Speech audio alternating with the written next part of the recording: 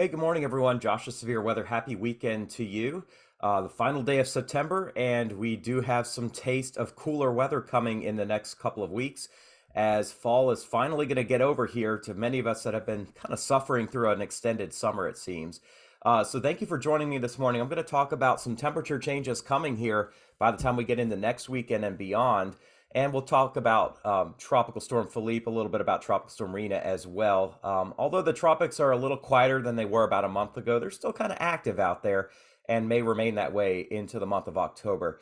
I'm wearing my neon green shirt, which means it's laundry day here in my house, so please forgive me for that. It's kind of an ugly color in my opinion, but you know what?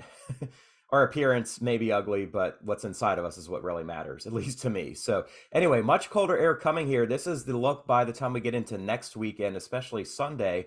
We are going to see some chill coming down from the central portion of Canada into the central and eastern United States. It's already getting cooler in the west, but we're going to see this shifting more to the east, meaning we're going to see kind of an end of tropical downpours, tropical humidity, nasty heat for many here on the Gulf Coast. Even on the East Coast, we had quite a bit of rain yesterday. And here is the 8 to 14 day outlook from the Climate Prediction Center. This is valid next weekend into the following week, and there's a decent chance of below average temperatures from Texas all the way up into the Northeast Great Lakes and all the way eastward to the Gulf Coast. At the same time, we're going to be warming back up here in the Western U.S., a pretty decent chance of above average temperatures.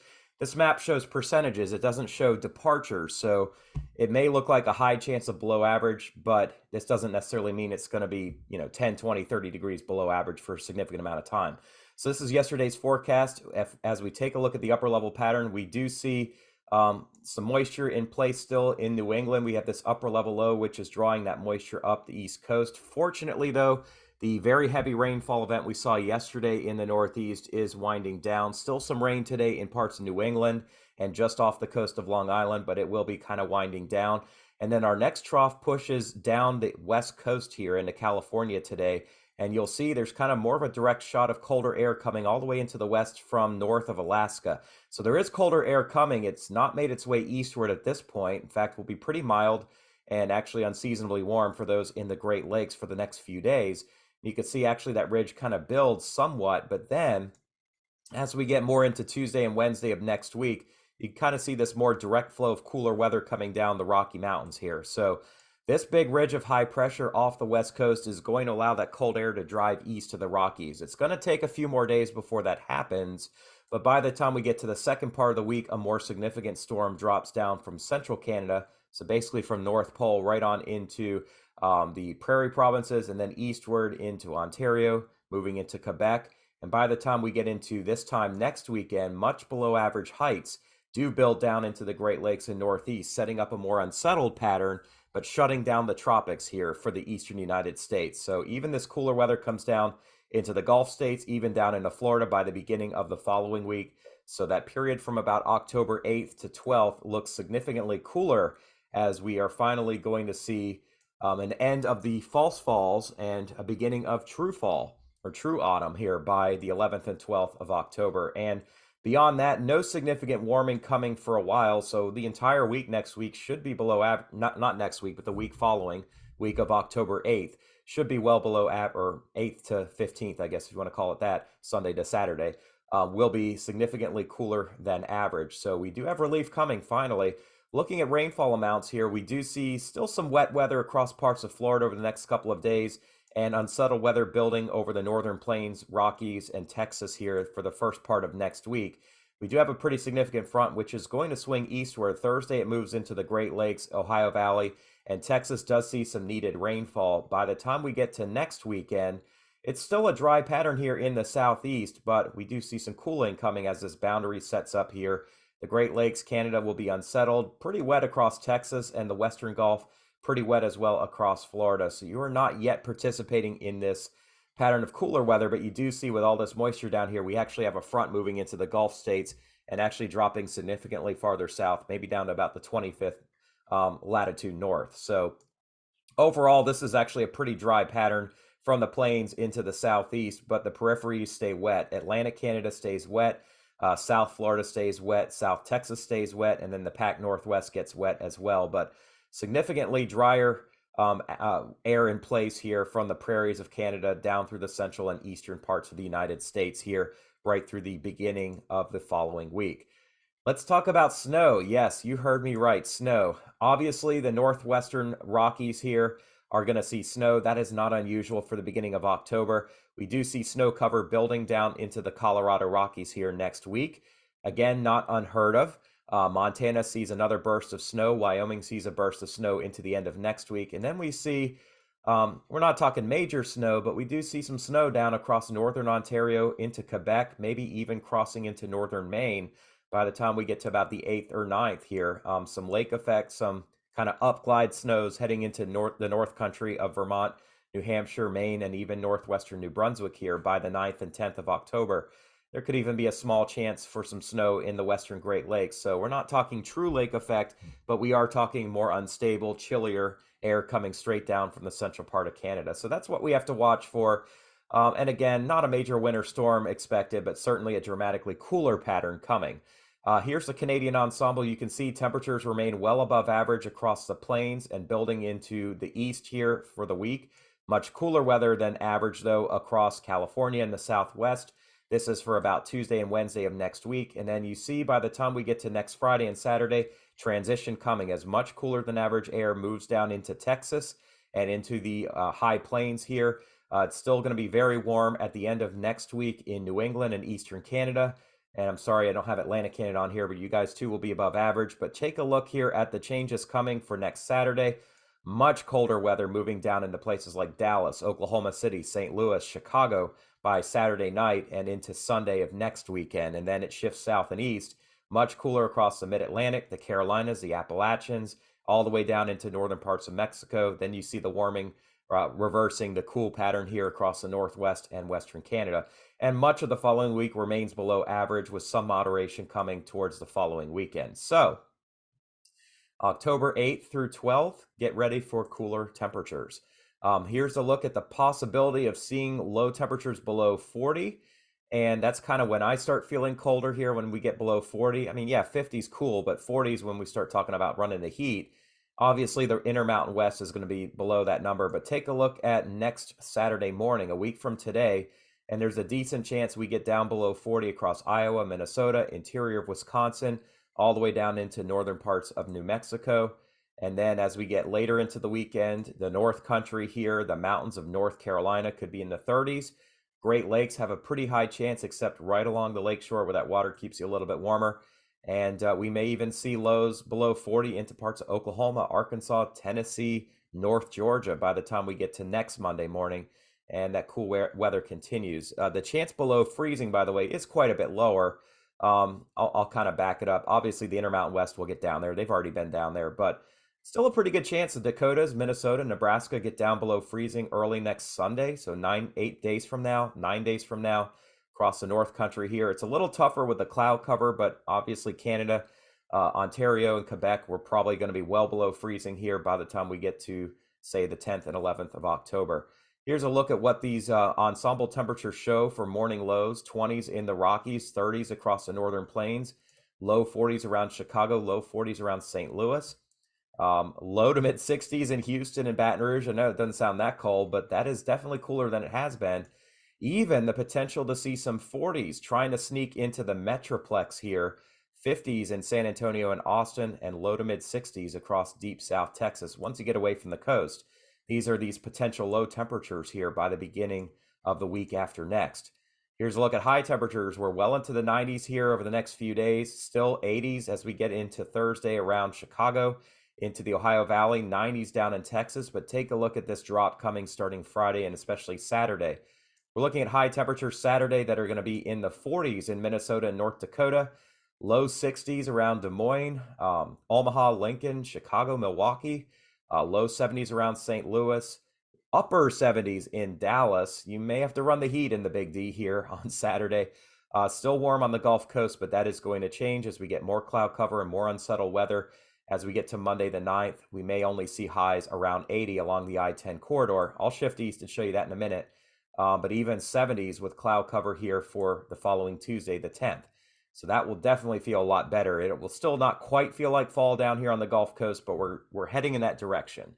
Looking at the eastern United States, as we take a look at lows the next few nights, it'll be comfortably cool across New England and the Northeast, 40s and 50s mostly, 30s in the mountains, 50s down in Raleigh here. But take a look at what's coming here as we get to next weekend, and 40s across PA, maybe 30s in places like Bradford and Coudersport, 30s across the North Country here, 40s in the Appalachians, 40s in places like Nashville here by the 9th and 10th of October. 30s across Illinois, central Ohio, much of Michigan and Indiana, even some 30s across New England. Once you get away from the South Coast, we may be in the 40s in Boston here by the 10th. And looking down into Florida, you don't quite get that cool weather down here. It does get cooler in Florida, but we're still in the 70s once you get south of I-4. But even like 60s in Tampa doesn't feel all that bad. That's enough for somebody to want to grab a light jacket in the morning. So we're heading in the right direction here, and that cool weather continues on into the majority of the following week here. We see some moderation towards the weekend around the 14th or so. Here's a look at high temperatures as well in comparison to those lows. And we're warming up across the second part of this upcoming week in the Northeast. We're pretty comfortable, though, across the Great Lakes, but it definitely dives southward here starting on Saturday. 40s in Wisconsin and Michigan for highs, 50s around Lake Erie and Lake Ontario. We may not get out of the 40s here Monday or Tuesday in parts of the Northeast, depending on how the cloud cover looks here. But 60s for highs here in the Carolinas on Tuesday. Low 70s around Atlanta and Columbia and Charleston, South Carolina. Upper 70s in Jacksonville. And I know it's not looking cold, but 84 in Miami on Tuesday the 10th will certainly be a welcome change from how it's been the majority of the summer. So the cool weather is coming, and we're going to talk more about that next week in the videos. But let's look at the tropics. Philippe and Rina are dancing with each other 450 miles apart. Both of them actually have the same exact winds and pressure, 50 miles per hour, 999 millibars. Rina's trying to get out of this abusive relationship and will make it out and die early next week. Philippe, on the other hand, is going to hang out for a few more days, take over the area east of the islands here, and probably strengthen. And you can see on the water vapor, Rina's already starting to get battered by Philippe here. And I'm not making fun of any kind of domestic violence. That's certainly not anything I recommend. But Philippe is taking over as the stronger of the two. It's going to kill Rina off in a few days. Philippe's going to get bigger, and wind shear is going to weaken. And we see that is really the only thing on the map set to develop here. Upper level low over the Canary Islands, big area of high pressure in place here across this portion of the Atlantic, keeping things out. Big trough moving through the Azores, and then just some moisture on our monsoon trough here, the ITCZ here in the Eastern Atlantic. The Gulf is pretty quiet. We do have moisture across the Pacific feeding up into Florida. We've got a boundary kind of hanging out here. And the Caribbean has a bit of an upper level low moving westward, which will bring moisture up into Jamaica. Here's our big storm that just blasted the New York City area, Long Island, Connecticut, New Jersey yesterday with extreme amounts of rain. I've seen amounts of 7 or 8 inches, and I have been forecasting that, by the way. So nothing surprising, but certainly it is still extreme. Still dealing with that moisture across eastern New England and eastern Long Island, but it will be winding down this evening as this trough pushes away to the east. We'll be pretty quiet in the Carolinas into northern Georgia. Some cloud cover coming down here, a little bit of damming, cool air damming coming down. And then just a bit of a flare up here east of the Bahamas, nothing that I'm expecting to become tropical. You see that flare up here pretty well. A lot of moisture over parts of Central America and the Yucatan, spreading north and east into Florida. We're going to have some locally heavy rain around Daytona and north of Tampa today. Here's a look at Philippe and Rina. And Philippe, again, pretty good outflow, set to strengthen. Right now, we're going to keep an eye on in the Leeward Islands. I don't think it's going to be a direct impact, but it will be nearby. Rina getting wind sheared and should start weakening as it escapes here to the north and west and falls apart. And the Eastern Atlantic, pretty quiet. You see Africa doesn't have any major blowups. We do see some thunderstorms south and west of the Cape Verdes, but strong wind shear out of the northwest will keep any of that from developing. Here's a look at Philippe, and it is starting to overcome wind shear, which is lessening. It's starting to grow, and I do think we've got potentially a hurricane by next week. You will see there's still some uncertainty here, getting closer to the leewards than we would like, but not this weekend. It would probably be Monday and Tuesday before turning north and east. Keep an eye on it in Bermuda. It will kick up your surf. I don't think it'll be a direct impact to you. And you can see here, Rina is very much naked and just swirling around with all the thunderstorms off to its east. Not expected to be a tropical storm too much longer. It should be a remnant low by early next week as Philippe takes over here. Here's a look at Philippe's track, and we see overall a turn to the right as we go more on the northerly track here.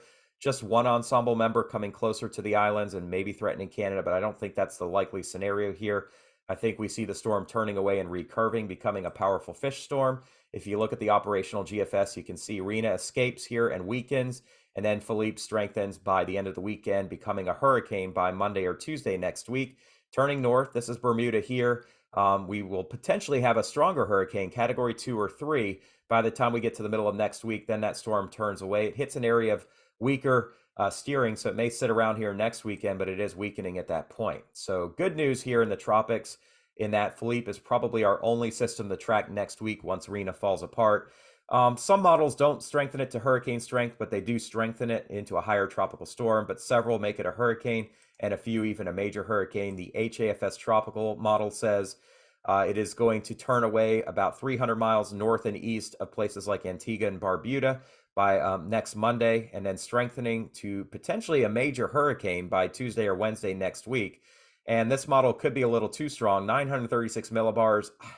I mean, that's category 4 strength. I don't know if we quite get that strong, but category 2 or 3 seems likely. And then the storm will start to weaken some as it moves into some cooler water by the second half of next week. The HWRF tropical model, you can see the demise of Rina here tomorrow into Monday, and then the growth of Philippe coming tomorrow into Monday, and likely a hurricane by Monday, and likely an eye forming here by Tuesday morning, and maybe a massive eye here, kind of like what we saw with Nigel here a couple weeks ago, by the time it gets to the south and east of Bermuda on Wednesday. I mean, Rina's pretty much dead by this point, unfortunately. Sorry, Rina, you were nice to look at for a day, but Philippe is the storm to talk about here, and quite a shift here. A few days ago, the official forecast had it dying over the Virgin Islands or trying to move towards the Bahamas. Now you see it's 1,000 miles away from that forecast. So long-range tropical forecasts in this part of the world are still very challenging, and this is why I try not to get too far out ahead of myself when I make these forecasts. I mean, yeah, it's very tough to predict where a high pressure zone is going to be 8 or 9 days away, but following trends is kind of my motto here, and I'm going to continue to follow the trends. Right now, all the trends show this is going to be a fish storm. It'll be a stronger storm, and it may still be around here in about a week or so. We do have a system to keep an eye on here in the Western Pacific, something we need to watch in Taiwan. This is the Himawari, and the name of the storm is Koinu, and the Philippine name is Jenny. And if you look at the coordinates of Jenny, I think it's 867 north and 5309 east. Those of you who are fans of Tommy Two-Tone. But unfortunately, this one could threaten Taiwan here. It is expected to turn right and become a stronger tropical storm over the weekend, then bend back to the left as high pressure builds. You can see it's not looking super organized here. This is Zoom Earth, but quite a bit of thunderstorm activity east of the Philippines. This could impact the islands north of Luzon, but more importantly, the official track of Jenny, or Koinu, does take it near the southern tip of Taiwan as a very strong typhoon here by, this is Thursday, 2 a.m. Eastern, so this would be Thursday afternoon and night here, local time in Asia. So we need to track that. There are also a couple of weak systems here that have a lot of rain affecting India. We finally see tropical activity after a 3-month layoff here in India. Eastern India, Bangladesh, not likely to see a tropical storm out of this, but a lot of rain moving eastward here, as well as another storm that's going to be impacting areas to the south of Mumbai here in the next couple of days. A lot of rain coming. So unfortunately, some destructive rains coming for portions of India. So my thoughts and prayers are with everybody in that part of the world. Thank you all so much for your time. I hope you have a great weekend. I'm taking tomorrow off. I need to recover. I'm still getting over something here. Plus it's Sunday, but October is coming. I'm looking forward to fall, football, cooler weather, fall festivals. I hope you and yours are as well. If you did enjoy this video, I hope you did, by the way, please consider subscribing. We also do have a membership option, and it's $9.99 a month. If you feel led to support me, I appreciate that. That allows me to kind of increase my offering to you guys here, to give more charitably, to kind of invest in myself here more. I'm probably going to be upgrading my webcam and mic at some point here soon. As we get into the off season and the tropics come to an end. But I really do appreciate you all. I thank you. And as always, I give all the glory to God, Yahweh, who gives me the strength and this calling to be on YouTube, to share important weather with you guys. And honestly, just to share my faith, because I think that's the foundation of why I do what I do. I think we all do something important in life, but we're all driven by a higher power, whether or not we choose to believe in that higher power. But I will say that it really is faith with good works, in my opinion. The belief that I'll be blessed if I bless you guys with what I'm doing here, and this is the work that I'm doing through God. James 2:14 says, "What doth it profit, my brethren, though a man say he hath faith and have not works? Can faith save him? If a brother or sister be naked and destitute of daily food, and one of you say unto them, Depart in peace, be ye warmed and filled, notwithstanding ye give them not those things which are needful to the body, what doth it profit? Even so faith, if it hath not works, is dead, being alone. Yea, a man may say, Thou hast faith, and I have works. Shew me thy faith without thy works, and I shew thee my faith by my works." I just want to give you guys my quick testimony. I'm 41 years old. When I was 30, I accepted Christ. I believed I was doing a lot. I was working really hard, but I didn't have faith. Eventually, it came to me that I just needed to make a change in my life. That honestly, I had faith that something was going to happen, but I wasn't being truthful to myself. I didn't understand that there was a higher calling for me to do more in my life, to serve other people. Finally, I accepted Christ, but it took me a long time to share that with other people. I had the faith, but I wasn't working through Christ. Even though God was working through me, I know He was. I could tell. I mean, look where I am now compared to those of you who knew me 10 years ago. But I wasn't putting the work to the faith. You can't just join a gym and expect to be fit without putting in the hard work. God puts us all on earth here to make a difference, to serve Him, but He doesn't want us to just sit back idly and accept that He is, in fact, in charge of you, in charge of the world. He created the world. He's not in charge of you. I mean, you can choose to believe in God and He'll have that relationship with you. I have made that choice, but you can't just show up at work and not put in the hard work and expect to see the blessings that come from that.